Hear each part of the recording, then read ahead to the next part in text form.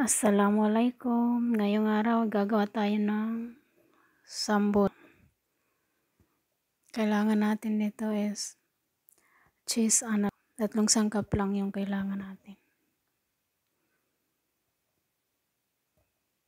Try nyo ito gawin para sa iftar guys, madali lang ito siya. Crispy niya.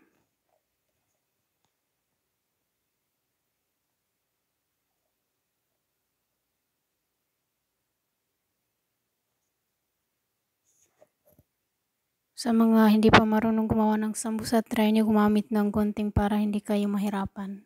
Ganito sa ginagawa ko para maging pantay yung ganyan. Ganyan lang siya.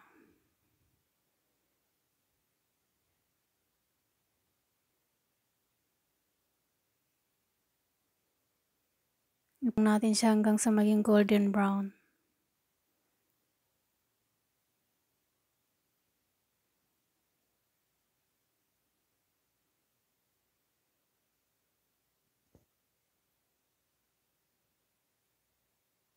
Naglagay tayo ng tissue para ma-absorb yung mantika niya. So, ayun na siya.